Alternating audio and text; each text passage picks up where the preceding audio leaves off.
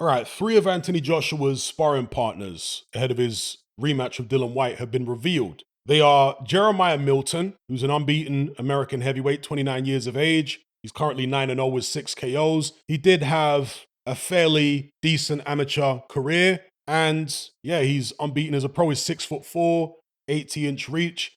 I had a quick look at him. He's quite a smooth boxer. He's fluid. He isn't a guy that goes in there all guns blazing trying to take people out. He doesn't appear, from what I've seen, to have the kind of fire that Dillian Whyte has, but he definitely appears to be smoother and better coordinated than Dillian Whyte. So when it comes to preparing Anthony Joshua for that Dillian Whyte rematch, I don't think Jeremiah Milton is a bad shout. Just, having AJ in there against the young heavyweight who has some coordination about him.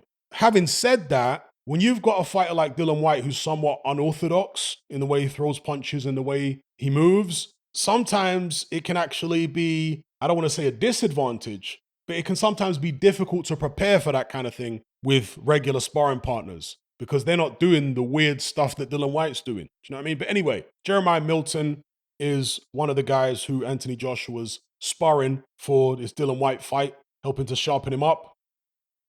A second one is called Jamie TKV. Many of you guys will already know him.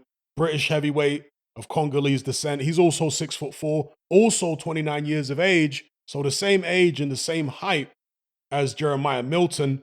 And Jamie TKV is currently 5-0 with 3 KOs. And the final sparring partner of the three that have been revealed is Michael Hunter. Now, some people have questioned how useful Michael Hunter can be to Anthony Joshua in preparing for this Dillian Whyte fight because they're so different in terms of their styles. I actually think Michael Hunter will be the best of these three for Anthony Joshua in preparing him for Dillian Whyte. Reason I say this is because Michael Hunter is aggressive, particularly early in fights, and I have to imagine early in sparring sessions. He's an aggressive guy. He doesn't have the power of Dillian Whyte, but he is a guy who will throw shots. He will let his hands go and try and stick it on you.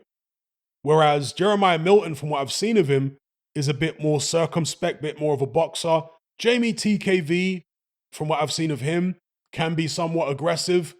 But I think Michael Hunter, with the experience and the quick hands as well, Michael Hunter's got quick hands, that will actually do Anthony Joshua a world of good, just getting his reflexes sharp. And in terms of dimensions, Michael Hunter isn't as heavy as Dillian Whyte, nowhere near as heavy, but he is around the same height as Dillian Whyte. So when it comes to Anthony Joshua trying to find a target, he'll be throwing punches at the same level. Michael Hunter's head being the same level as Dillian Whyte's head, right? So there's that, as I say, the speed, getting you used to sharpening your reflexes and all that kind of thing. Against Michael Hunter, the aggression of Hunter, not the power, not the size, not the physical strength of Dillian Whyte. And by size, I mean mass and all those kind of things. So it's not an exact match, but I do think it will be good for raising Anthony Joshua's game overall because Michael Hunter does like to move. He can stand and fight, but he does like to move. And I think that will help Anthony Joshua with his hand-eye coordination, tracking an opponent moving around certain times, then coming in, attacking. Michael Hunter can be quite an unpredictable fighter to deal with at his best. And at his best, examples would be when he fought Alexander Usyk back down at cruiserweight. He did well in the Usyk fight. He did better than Anthony Joshua did against Alexander Usyk. And he confused Usyk a little bit and was using in and out movement as well as standing and fighting in spots. And of course, his biggest win to date, Michael Hunter, he lost the Usyk fight obviously, but his biggest win to date was when he turned over Martin Bakole a few years ago.